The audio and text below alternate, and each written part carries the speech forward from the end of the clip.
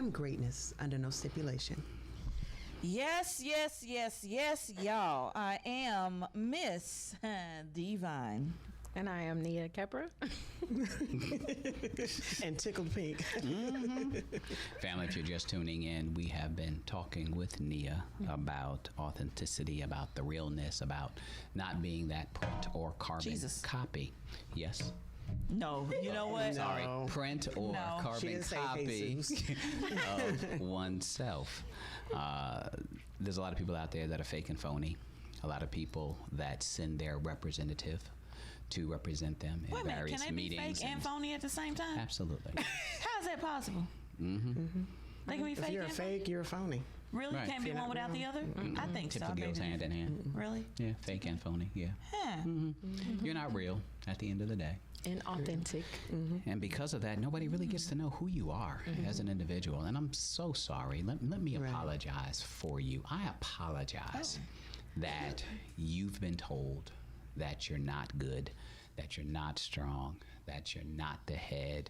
I'm sorry that people have not inspired you, accepted you to be who you really, really are. And you are fighting every single day to be somebody that you're not. But here's the thing. We shouldn't want to try to fit in to other people's expectations of us. We're automatically uniquely what's the name of your show? Uniquely made, authentically Nia. We're authentic. We're unique. We're rare. We're individuals. Unicorns. We're different. Unicorns, yes.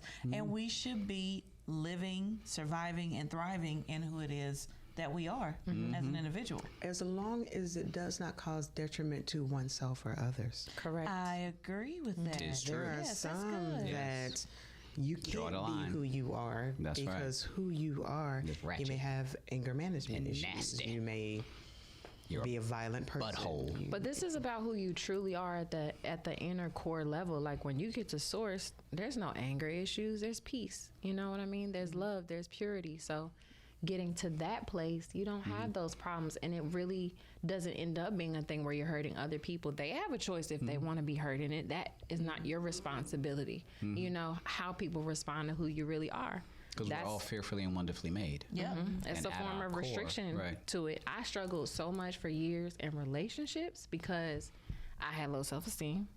I had daddy issues. Too cute for that, girl. I had low self-esteem. They come in all shapes and sizes. I know. I mean, especially in high school, like I felt like I was super ugly in high school, to be real. And senior year, I started wearing makeup, and all the boys that I had crushes on started paying me attention. So that's what started my makeup issues, where I couldn't go anywhere without makeup on because I didn't feel accepted if I wasn't all pretty with my face, you know, and things like that. And it took a really divine man to tell me, you're beautiful without makeup. And sometimes it does take that external source. So when he said that, I was like, psh, wiping all this makeup off, I don't even need that, you know. And somebody kept telling me, let me tell you, not the pimp daddy, the sugar daddy, the sugar daddy, right? Not to be confused. Let me tell you something that a lot of women struggle with, and they won't admit to it. A lot of women, but we're starting to slowly come out of it as women of ethnicity. Did I say that right? Yes. Hair. Yeah. A lot of women will not wear their natural, growing out of their scalp hair because men have been so complimentary of the extensions, the wigs. Hello. And there's been times, I'm going to say this because this is personal experience. I've worn my original hair. I've worn my real hair. And I've gotten compliments from other women more so than I've ever gotten from men. Really? Men are very visual. Obviously, I am a straight person, so I like the attention of the opposite sex, especially during this season. I'm not in heat or anything, but I say during this season, during my singleness. Mating season. During my singleness season. So, you know, it's all well and good to get praise and uplifting, you know, compliments from your sisters, but to have a man really recognize and appreciate your God-given beauty, it is somewhat rare because they're looking for now they'll complain, why you wear extensions, why you wear wigs, and it's your real hair. But at the end of the day, that's what they want. Yeah. Most of them, not all of them. I will stand in proxy Oh, for all the Here we men. go. I'm the only man on here. I'm only man up That here. means you're about to get ganged up on. I'm Right. stand in proxy for all the men He gonna say as long as he can pull that it, it don't come off. did not compliment Miss Divine's natural hair. So as a sign of solidarity, she's gonna rip off the wig, and we're gonna give her great praise for what it is that we see underneath. And all of you men out there, wherever you are, Let's do a countdown. you're gonna clap and you're gonna cheer, and we're gonna have a Holy Ghost party up in here once we see the authenticity Gotta get the that word right. exists Okay, so down below. not with said every down time I below. come to You trying every to see if time the I come to the curtains match? station. Every time I come to the station, this one here would be like chia. Yes, he does. Yes, he does. It's not me. It's not me. He say It's not- chia. Well, I could like the chia pet. That could person, take her right? back you can, to you can school put days water when on it and somebody stuff. picked. And that's rocking a puffed out, Natural sort of curly, fro and stuff. Yeah. wavy Good fro. texture. Good everything. texture. Yeah. So, You do but you, it's- boo. That's right. Take it and spin it in the hair. Listen, I I spent cannot- years being insecure about my texture because I remember being a kid in elementary school, middle school, and this little boy grabbed my hair in the back. I was one of the only girls in the school that did not have a relaxer, and this little boy grabbed the nape of my neck and made a crackling noise and was like, "Look at those naps." To this day, still I have to defeat that feeling of the texture. I have locks now, so I don't care. And I even when I first got locks, I was the whole I gotta have the fresh retwist. You can't have any new growth. Now I'm practically Rastafarian with it. Like I might go 5 months without retwisting just because it feels more natural to me. And that new growth, so that's a sensitive subject. It's like you have no idea what people may have gone I through. got the in childhood. solution. Don't say cut it No, I out got loud. the solution. People just don't want to embrace it. Everybody, male, female, cut it all off. Guess This what? is- It no longer becomes a variable in the equation. This is That's not very a true. Sinead That's very true. O'Connor type I'm just of saying, season just cut it that all we are off in. and we good. But I will, I listen to what you said in regards to men. I will speak from being from an international perspective. They don't care. It is our American brothers that may have something to say about it. Yeah. But everywhere that I've ever been, gosh, they love the natural black woman the and her more, the natural. darker the More berry, the natural the sweeter better. the juice. You know what it when I is. was in school, I was only popular during Black History Month because light skin was in. I'm sorry. February is my month. Come on, February. February, I remember walking down the hall with your heels on. You better respect January this. 31st, It's I was chocolate. like, because I'm about to roll up in there. Get that first outfit for February 1st. Like, no joke, but they were carrying my books, everything. What? Are you was serious? everything. And I went to a very predominantly Black school. Are you But serious? I grew up in Germany. So for me to experience the transition, it was I couldn't understand it because in Germany, no matter where I went, no matter what I was doing, I was accepted. And it was all other nationalities. It wasn't just Germans, it was all other nationalities. So to come to where I was excited to come to the US because I'm like, oh my gosh, I get to be with my people and to be rejected by my people. Wow. I had never, as a child, I had never experienced racism within my own culture. I had never experienced bullying ever, period. That's wild. So it threw me, but I'm grateful because of the fabric that my parents raised me in a diverse culture that they had rooted in me long before who I was. So granted, Black History Month came around and I was everything in a bag of tricks. But soon as the 28th ended, and it had to be the short month. Right, it had to be the short It had month. to be the damn short month. But somewhere in there, I realized that I'm this fabulous through March, April, May, June, July, December, year after year. And when I allowed my own personal personality, my own authenticity, I knew who I grew up to be. And just because I moved to another country doesn't mean I'm somebody different. Right. I'm just somebody different to you. And I began to realize that their source of bullying was because they were not educated and familiar with my culturalism. Right. Right. Like, you are more intimidated and upset by who I am and what my capabilities are than what I look like. Exactly. Yeah. And over here in America, it's like the problem is that we are programmed to live up to European standards of beauty. We're just now getting away from that in the Black community. We're just starting to embrace the afro with the pick, with the fist, you know, and locks and things like that. But before that, it was if you didn't have a blonde weave or, you know, just these different things based on European standards. And even recently, you know, people would pick on, they started to say this thing about Black women wearing blonde hair. If you go back to our culture, there are tribes that have blonde hair and blue eyes. So this is still us. Once we start to get educated on who we are at the core, oh, okay, I'm okay with embracing my Black self. And that's what I'm thankful for. When I was a child, my first books were about Egypt. Okay, Kemet. My first books were with the pyramids on it. My first Bible had Black people in it. Okay, she was gonna teach me who I was. You know, she was gonna teach me. That's why I didn't have a perm when I was in middle school, because she wasn't playing those games. I begged her for a relaxer in high school, and she was so upset with me. But she let me get the relaxer.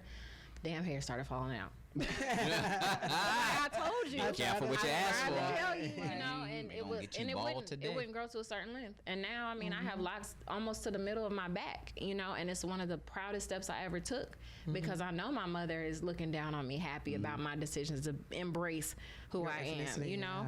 And I went from living in New York, where I was in a predominantly Black school with uniforms, to Shelby, North Carolina, where it was predominantly white school. And it was, you know, just seeing white people everywhere, to be real, that was a culture shock. I didn't even understand what they were saying. I didn't know what over yonder was, or up the street, or sneaker bars and stuff like that. I'm like, sneakers are shoes, you know, from New York. So it was a lot I had to go through to go back to embracing myself, moving from that environment to the country, you know.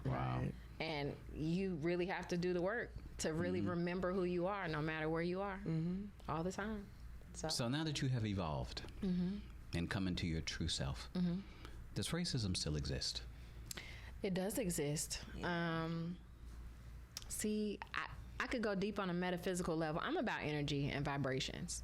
So for me, the reality of it is, it still does exist. For me, it's how do I respond to it? I know and understand that a racist person is someone that's hurt and does not care to understand. And so because you have that level of ignorance, there's no point in me arguing with you about who I am, because I know who I am. So you can stay over there with that, and I'll stay in my little happy, peaceful bubble of knowing who I am and still teaching my children to honor who they are, regardless of what you're going through, because you're suffering mentally when you're dealing with racism and keeping yourself separated from everybody else because of this level of hatred. I don't have time for that. You're in a happy bubble? I'm in a happy bubble. How big is your bubble? It's pretty big. Anybody else is welcome to join as long as they're peaceful and happy too. It's a peaceful, happy bubble. Don't bring all that noise up in this bubble. What's your definition of happiness versus joy? I don't know. I kind of feel like they're very similar. I mean, happiness is, for me, the visual of happiness is just this, like a pure child that's always bubbly and happy about things. That's me at heart. Like, I'm still a big kid. It'll, you know. And I think joy is, I don't know, joy is just this. Happiness is action. Somebody gives you a gift of something you always wanted. That makes you happy. Joy is a state of being. Okay. It's what's on the inside of you, regardless of the situations and circumstances that you currently find yourself in. Right. I was going to say happiness can be created. Joy is in existence. Could we say that happiness is temporary, joy is pretty much, I guess, eternal? I don't know. Can be. Can be. And both of them can be, depending upon what you're happy about, and whether or not that exists in your world. So both can be, and I think that's the direction that people need to try to strive towards. Oftentimes people miss it. Gotcha. I encourage people to broaden their scope of happiness, because if only food makes you happy, when you don't have any food, then you're depressed. Then what is it, right? But finding, other things outside of just tangible things, you know, what sort of joys. Rain makes me happy. Like, I love a rainy day. Like, that gives me peace. It makes me happy. You know, my joy is exemplified. Like, it's always there, Right. but it's at a heightened sense. I got it. You can have joy with the absence of happiness, but you can't have happiness with the absence of joy. That And is see, correct. for me, my biggest lesson was peace. Find inner peace, because inner peace leads to joy and happiness. If you don't have peace within yourself, Absolutely. and the way that I found out about that was, I was this age when I figured this out, but I was She said yesterday. yesterday years got that old. revelation. I figured I this know. out. But there was a guy that I used to date, and we got into a disagreement one time, and he was like, "Nia, you're not gonna steal my peace.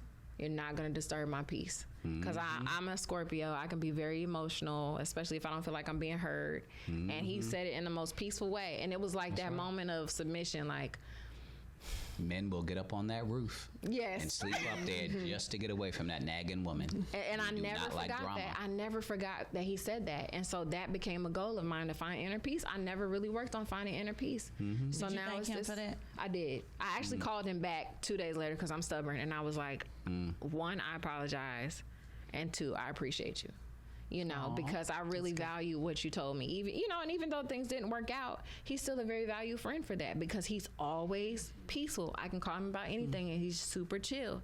It's like that goal of peace, that when somebody comes and sits next to you, they feel it too. Yeah. Absolutely. And I think I'm starting to get to that point, but I've always naturally been a healer. So when people come and sit next to me, complete strangers will tell me their whole life story. And now it's gotten to a point where they're like, why do I feel so safe with you? Yeah, comfortable. And I'm Right. like, inner peace, I guess, you know, and it leads me to joy and happiness. And I don't need it from nowhere else because of that. I don't need the gifts to be happy, because I found that peace that keeps me in And that if place. you don't have that level of sensitivity, bring a kid with you. Yeah. A baby. Yeah. Let you know real fast. Or a dog. Exactly. Yes, Because they dogs. sense things. They do. So if you can't sense it, get you A Service child. dog. Or Or exactly. cats too. People don't like cats, but cats are Very intuitive. yes, strange. very and They'll very let you know. protectful. Oh, yes, yeah. absolutely. The history of cats. The Egyptians. Yes. Yeah, that was they were in those in Kemet. There were two main goddesses that were Sekhmet and Bast, and they were both cat symbols, and they were very protective, and they were connected to the spirit world. So even to this day, people say when you have cats, especially black cats, their job is protection. They sense anything that comes into your house that's not good for you, and they'll let you know. When they get weird and they do that whole hair Arch raising back and they up, just yeah. run out of nowhere, it's probably something there that you Something don't want wrong. there. That's right. Wow. I'm gonna get a black cat. I mean, How can people get in contact with you, Nia? My Instagram is at Nia_Kepra. That's NIA_KHEPERA. And yeah, you can listen to me every Saturday at 1 p.m. Eastern Standard Time on Authentically Nia, WDRB Radio. Media. Yeah. Family, you are tuned in to the Profit and Growth Hour here on WDRB Media, The voice of the community. I gotta get in the habit of that one. Very good. All right, y'all. This is fun. Thank you. You are a good conversationalist. Facts.